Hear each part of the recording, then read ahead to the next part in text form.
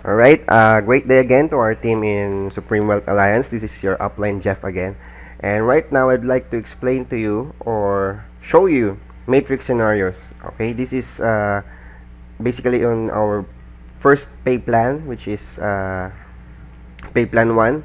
Okay, before I start, I would like to encourage anyone who is actually fluent in the foreign language, English, or if there is a foreigner in here, to actually understand what we are doing here and actually present himself and create some videos like this. Okay, if you don't know how to make a video, then you can ask me on how, or I can give you the software on how to record videos like this. Okay, so ngayon Tagalog muna tayo ulit. Okay, kasi ayoko sabihan na trying hard.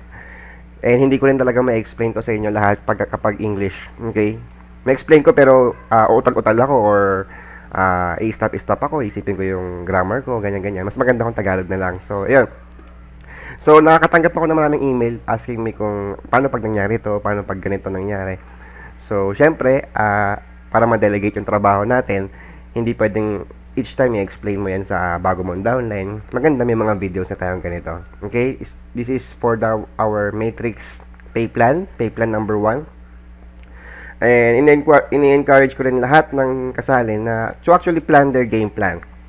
Kasi kung ano ba yung plano mo habang gagawin mo to. Syempre, naintindihan mo na yung matrix din. Planuhin mo rin. Ano ba yung plano mo? Like for example, in my case, I have already invested 7 heads. Okay?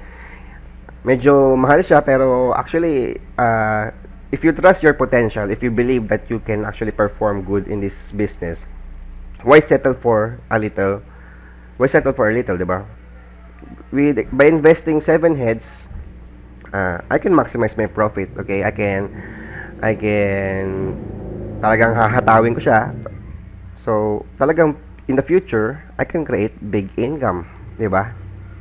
Instead of 1 head only. So that's 7 times 55.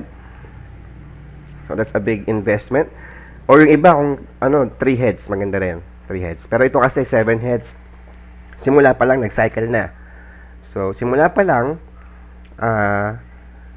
nagkaroon ka na ng new matrix mo. Okay? Then ang plano ko dito, lalagyan ko yung 8 dito sa baba. Yan. And then eventually lahat yan magbibigayan lahat doon. And then, kapag napuno ko na yung 16 dito, that's the time where I can actually slow down. But I'm not slowing down, okay? Pagka yan, talagang napuno mo na yan ng lahat ng leaders mo, tuloy-tuloy na yan. I mean, you will cycle, after you cycle, magkakaroon ka ng another head, then eventually, parang hindi na yan, parang gulong na lang yan, dire-diretso na lang yan, pasok na lang ng pasok yung pera sa'yo. Okay? So, again, I encourage everyone to plan your game plan. Okay? Sabi nga nila, visualize the end before you begin. Pag sumali ka dito, tingnan mo yung dulo kagad. Kung ano bang milyon ba yung nag-aabang sa'yo sa dulo. Di ba? Parang ganun. So, let me explain to you our first scenario. Sabi nila, for example, nag-join ka. This is you. Okay? And then, nakakuha ka lang ng isa. Okay? For example, hindi ka naman talaga kagalingan sa pagre-refer or talagang mahina ka sa pagre-refer, bago ka lang sa ganitong industry, okay lang. For example, nakaisa ka lang, and then, nangyari nun, yung nakuha mong isa is magaling pala. Okay? So, nag-cycle siya kagad, right? Even before you got your second referral. Okay? So, explain ko isa-isa yan.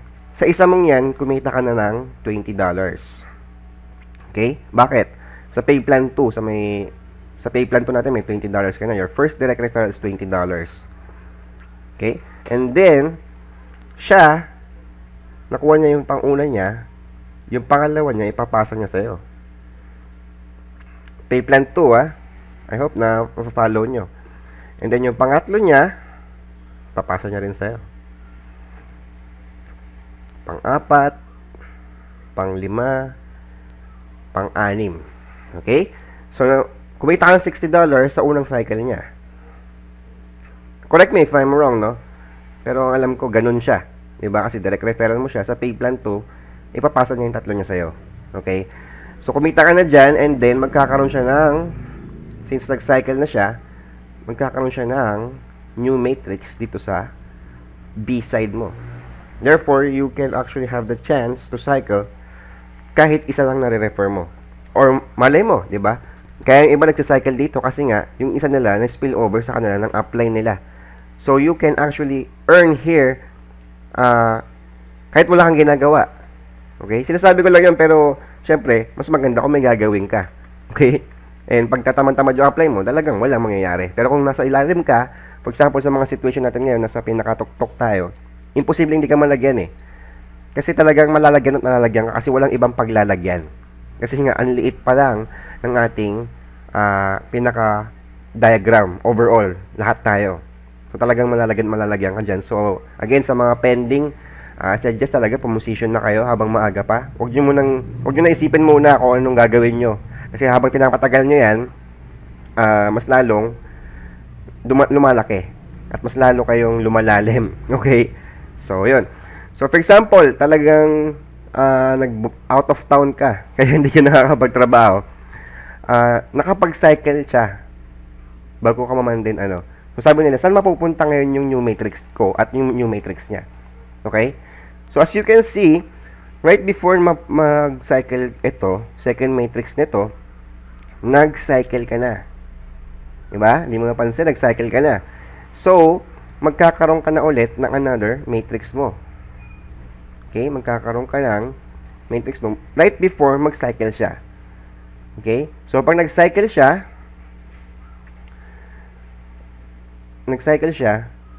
doon magpa-follow yun sa next matrix mo.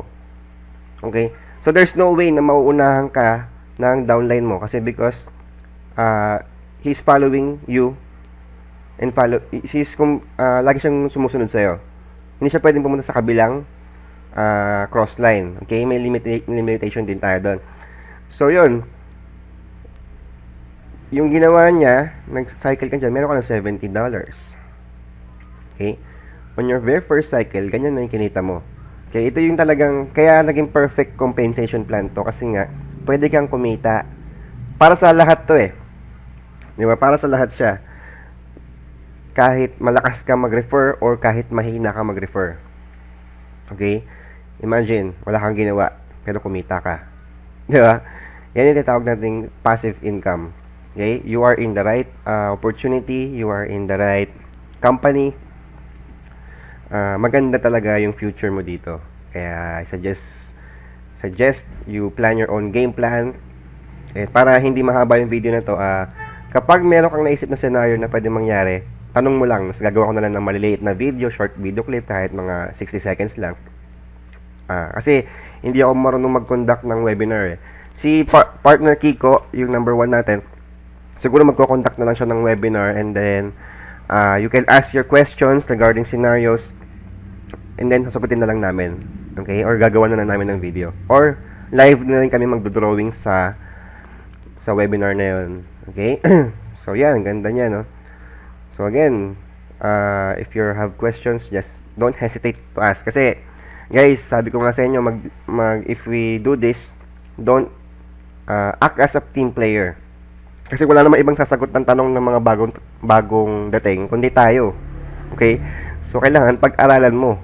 Okay? Ikaw mismo pag-aralan mo din. Para hindi rin naman lahat nakatutok dito 24/7. So, for example, talagang nagkataon, wala kami yung mga talagang sa taas. Pag may nagtanong, hindi mo na sabihin na antayin natin si Sir Kiko or si Sir Jeff or si Sir Reden. Siya yung sasagot. Dapat may mag-take over na rin. Okay? So, again, thank you for listening, and I hope you learn kung ano yung sinabi ko ngayon.